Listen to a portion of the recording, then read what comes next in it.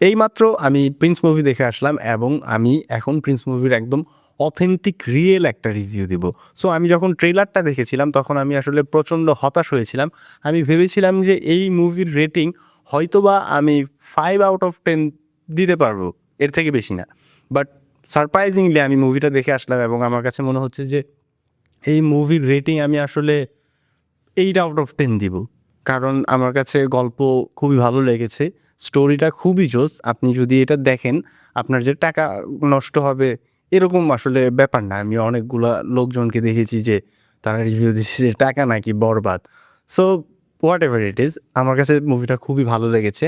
এখন যদি আপনি গ্রাফিক্সের কথা বলেন, গ্রাফিক্সের একটু ঝামেলা ছিল। এখন আমি ভাই মার্ভেল লাভার, আমি দেখি সুপার হিরোজদের মুভি। হ্যাঁ, তো পুরো পৃথিবীর মধ্যে সব থেকে ডিটেইলে যারা কাজ করে তারা হচ্ছে মার্ভেল, রাইট? একদম এত নিখুঁত করে তারা সিজিআই ভিএফএক্স ইউজ করে, একদম পৃথিবীর সেরা। তাদেরকে দেখে হচ্ছে যে বড় হয়েছি, আমি তাদের ফ্যান। সো একটা সময় ছিল তখন আমি হচ্ছে বাংলাদেশের কোনো মুভি বা নাটক কোনো কিছুই দেখতাম না। I was just hating that. But unfortunately কয়েকটা জাস্ট লাস্ট ইয়ারের মুভি দেখে আমি হিউজ অবাক হয়ে গেছি যে ওয়াও, বাংলাদেশ তো অনেক এগিয়ে গেছে। অ্যান্ড আমি হচ্ছে যে যখন মুভিটা দেখা শুরু করলাম ফার্স্ট হাফ অ্যান আওয়ার পর্যন্ত আমি জাস্ট 1 মিনিটের জন্য ডিস্ট্র্যাকশনের মধ্যে পড়ি নাই, আমি খুব মনোযোগ দিয়ে মুভিটা দেখেছি। বাট সেকেন্ড হাফে গিয়ে কিছু একটা ঝামেলা হয়েছে, বলতে কোনো ঝামেলা না, এটা আপনি বলতে পারেন যে বাহুবালী বানিয়েছে। হ্যাঁ, বাহুবালীর মধ্যে আমরা কি দেখেছি যে বাহুবালী 2 আসার আগে পর্যন্ত আমরা কোনোভাবে প্রেডিক্টই করতে পারিনি যে কাটাপ্পা আসলে কেন বাহুবালীকে মারলো, তাই না? সো এইখানেও ব্যাপারটা অনেকটা এরকম হয়েছে যে লাস্টে শাকিব খান আসলে মারা যায় কিন্তু মারা যায় না। কিন্তু কেন মারা যায় না, কার মাধ্যমে মারা যায় না, একটা অনেক বড় টুইস্ট আছে। সো এটা 2 আসলে এটা ক্লিয়ার হবে।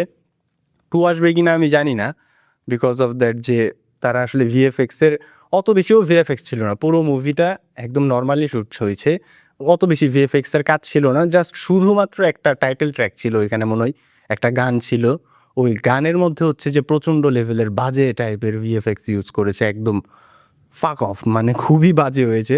জাস্ট ওই গানের সময়টুকু খারাপ হয়েছে, বাকি সব কিছু খুবই সুন্দর ছিল। আর শাকিব খানের পারফরমেন্স, শাকিব খানের ফ্যান আমি তখন থেকে যখন তার প্রিয়া আমার প্রিয়া মুভি আমি দেখেছি। হ্যাঁ, অনেকগুলো মুভি দেখেছি, কিন্তু এখনও রিসেন্ট সময়ে আমি এই রমজান মাস গেল তখন আমি আরেকবার প্রিয়া আমার প্রিয়া রিওয়াচ দিয়েছি। কত নিখুঁত সাবলীল অভিনয়, রাইট? সো শাকিব খানের পারফরমেন্স তেমনই ছিল, একদম 10/10। মানে বোঝাই যাচ্ছিল না যে এই লোকটা আসলে অভিনয় করছে, এত জোস। এখন বিষয় হচ্ছে যে আমাদের দেশে একটা গ্রুপিং হয়ে যায়, এটা হচ্ছে যে পাগল টাইপের ফ্যান যারা আছে এরা ক্রিয়েট করে, একটা সাকিবিয়ান হয়ে গেছে, একটা নিশুনিয়ান হয়ে গেছে। সো আমি রমজান মাসে রিওয়াজ দিয়েছি বেয়াদব নামের নাটকটা যে আছে আফরান নিশুর, ওইটাও বেয়াদব, এবং বেয়াদব হচ্ছে গান আছে, আমি বেয়াদব, আমি বেয়াদব, সমাজের চোখে আমি বেয়াদব, আমার নাই কোনো আদব। হ্যাঁ, আমার মুখস্থ। সো আমি নিশুকে অপছন্দ করি ব্যাপারটা কিন্তু এমন না, শাকিব খানকেও পছন্দ করি, নিশুকেও পছন্দ করি। দুই জনরার মানুষ, এবং দুইজনের আসলে কাজের সিস্টেমই আলাদা, দুইজন দুই ধরনের কাজ করে। হ্যাঁ, সো আমার দুইজনকেই পছন্দ, কিন্তু যারা আর কি এরকম গ্রুপিং হয়ে যান এবং একদল আরেক দলকে খুবই বেশি ওয়ার্ডলি এক্সপোজ করেন, এগুলো আসলে উচিত না। দুইজনের মধ্যে কিন্তু আসলে পার্সোনালি এরকম কোনো কিছু নাই, রাইট?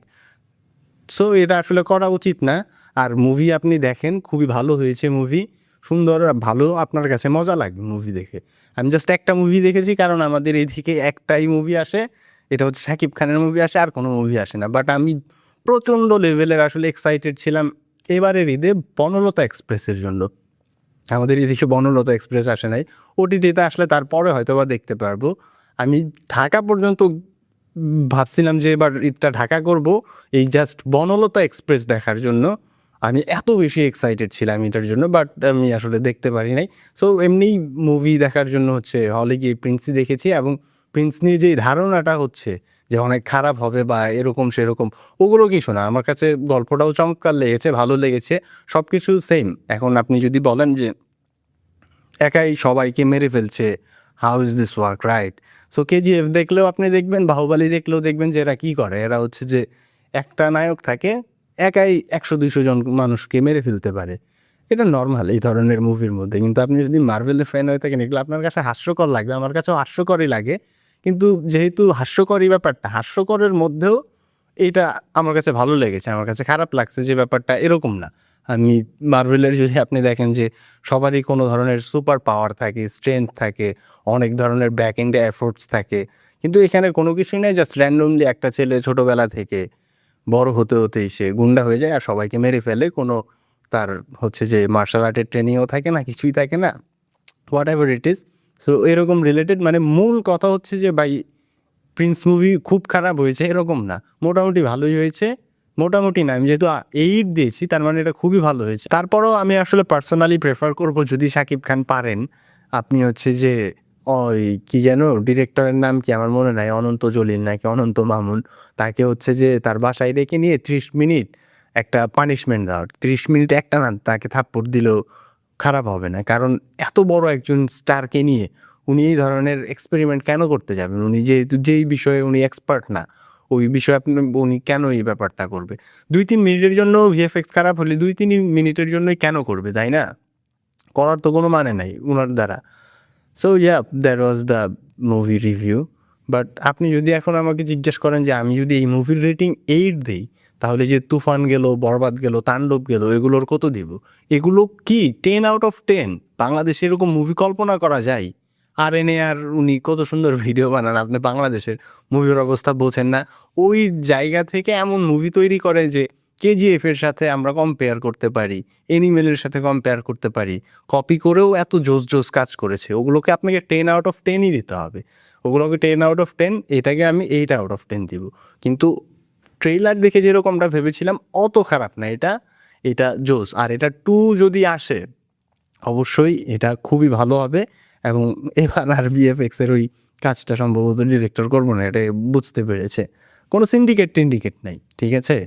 যার যেটা প্রাপ্য ওইটাই হবে। আর ওই রকম গ্রুপিং ট্রুপিং করেন না, এটা ভালো জিনিস না। ভিডিওর ব্যাকএন্ডে ছিলেন আমাদের সাব্বির আঙ্কেল এবং উনি হচ্ছে পিওর সাকিবিয়ান। ওনার থেকে আমরা একটা কমেন্ট নিতে চাই। মুভি দেখে যতটুকু আমি ভাবলাম ভাই 8 দেন আর 9 দেন, আমার কাছে ভাই 100-তে 100। অলওয়েজ সাকিব, আজীবন সাকিব। আপনি কি নিশুরা পছন্দ করেন? ব্যক্তিগতভাবে পছন্দ করি, কিন্তু সাকিব সাকিবই আমি। তাই না? হ্যাঁ। ঠিক আছে।